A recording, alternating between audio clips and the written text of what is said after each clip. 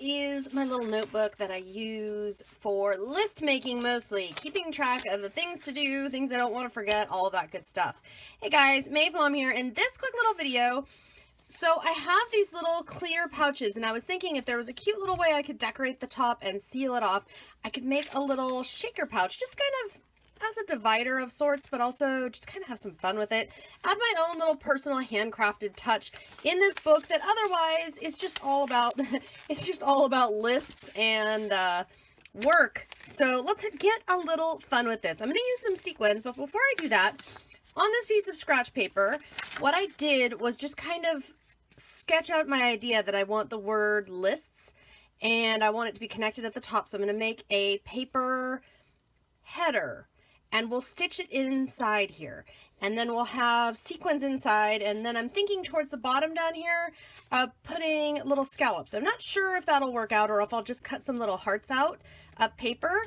I've got this paper back here that I've got in mind because it's the exact matches really nice with the color of the little planner here. So I'm gonna get out my ScanNCut and make those, and now I've measured, I've got all my info here, so I know what size I need and exactly what it is that I need to make. So I've got my ScanNCut turned on, I've got the mat loaded with my paper.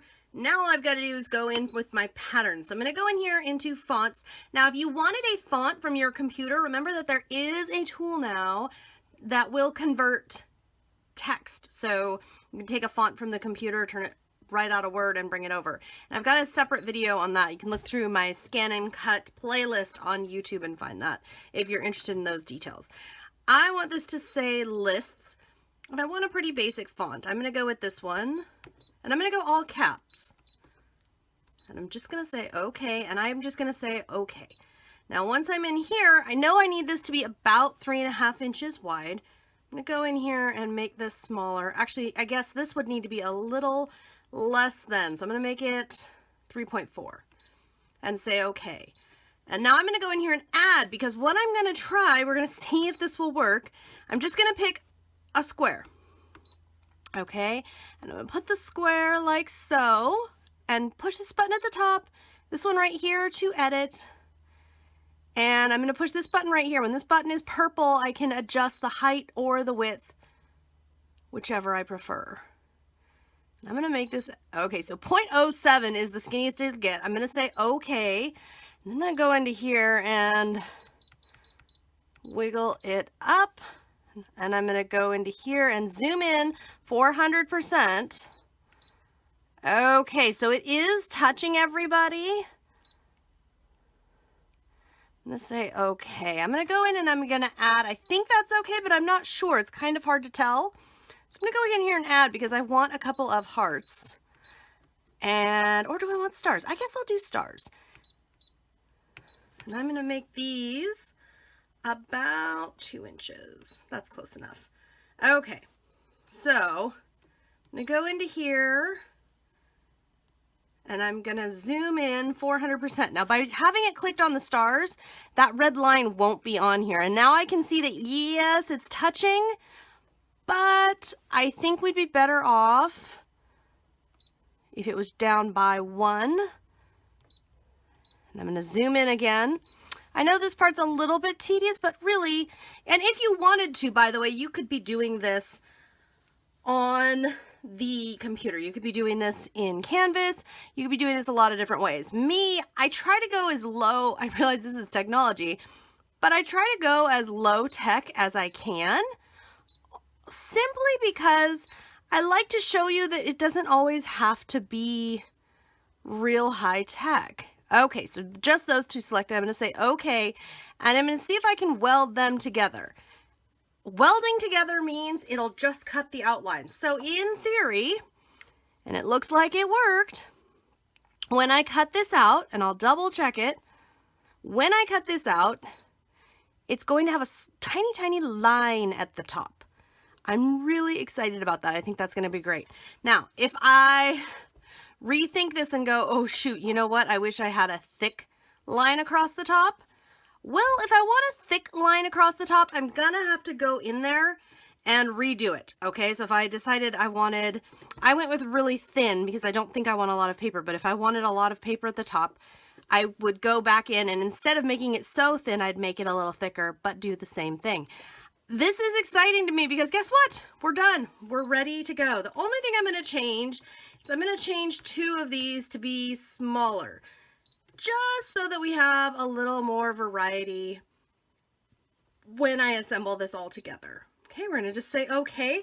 I'm looking at my blade. It's set at 4, which is a good thickness for regular pattern paper. Tell it to cut, and the ScanNCut will do the work for me. Here is my mat. You can see everything's lovely. I have my mat out because this is a brand new mat. This is actually the first time I've used this particular mat. And I've noticed that sometimes when the mat is brand new and it's like all extra sticky and perfect, sometimes what I like to do is, or if it's a very detailed cut with a lot of little cuts like this one here, I like to get in here and I just kind of gently bend the mat to help that paper want to come off. Sometimes the paper gets real happy there on the mat, and maybe we don't want it to be quite so happy. Notice how I'm going really slowly. I'm going really slowly because this is a really fine cut. I don't want to mess it up. So by moving really slowly, I know this is going to lift off and be fabulous, and oh my gosh, it is. That's fantastic. I love it. But I'm not in a hurry. Why do I need to rush around trying to get this done? If I try to push too hard, which I just did here on purpose, I'm going to bend up my paper. I don't want to bend up my paper. I just want things to gently lift. So curving the mat just ever so slightly, combined with the tool here, the little spatula tool, really nice combo to make sure, especially if you've got a shiny new mat, that you don't mess anything up. Now, for that shiny new mat, you are going to want to keep the plastic covering on it. I don't usually show this part in videos, but I am today, just since I don't usually. And I like to just give it one quick little press. This will keep any fur, in here, dog hair or, sequins or anything else from getting on the mat and shortening its life. I like to try to keep my mats as long as possible for as many projects as possible. All right, so now we've got this cut out. And we've got a couple little hearts, stars, which I love. All we have to do is grab some sequins and beads and pull this together. I'm first tucking a couple of the stars in, and then I have some sequins and beads, little mixes here that I'm going to work with. Now, I don't want to use, I don't know how many I want to use yet. I'm going to put some in and let them shake around in there. And I've got a couple different colors here, so I'm just going to kind of see each little mix here. And there's a mix of different sizes in there as well as shapes. And I'm going to put some pink in there too. We don't need to fill this up, okay? For a couple reasons. First of all, I'm going to stitch this all up, but we want it to be able to, and I'm shaking it up right now, number 1, because it's fun, but number 2, because we don't need a lot in here. We can put a lot in here if you'd like to, but it doesn't require a lot. And one of the things I really like about this particular style of project is this. All these little sequins and beads, if I get tired of these colors or this being at the front of my little planner here or anything like that, guess what? What I can do is I can simply come in here, open it back up. Now, the page protector may or may not be ruined. I'm not sure yet. We'll have to wait and see. But I can use these all on a different project, on a card, on a scrapbook, whatever I might like. I'm going to put some more of the gold. I really like the gold. Oh, yeah. That's fun. Okay, with all those sequins in there, now the only thing left is the lists. Now, this is a little bit longer than I have an opening for. That was intentional because I wanted to make sure that I had exactly, enough room here for everything that I want. So I'm just going to trim a little bit off of this side. And then, okay, so just a tiny bit off of that side. I just need it to be short enough so that it fits inside, because my idea here is that this will go in at the top, like so. And I have 2 different thoughts here. So I wanted to play with this a bit and see how I like it first. Okay, first of all, well, I love it is the short answer. It's so cute. I'm gonna put this on white so you can even see. It's so, so cute. I love that it says lists because that's all that little notebook is all about.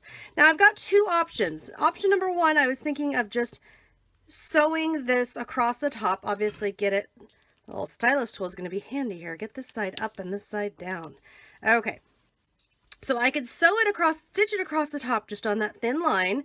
Another thought that I was having that I wasn't sure which way I wanted to go with this yet until I could see it. And guys, it's totally okay when you're working on your projects if you can break it up into pieces so that you can see parts before you move on to the next part. I really encourage that because then you really get a better feel for what it's going to be like. Okay, so with that in there, I could go on the ScanNCut and cut like a fancy shaped edge or something and fold over the top of this. That would be another option for me. Personally, I don't think I want anything else. I think I just want it to say lists.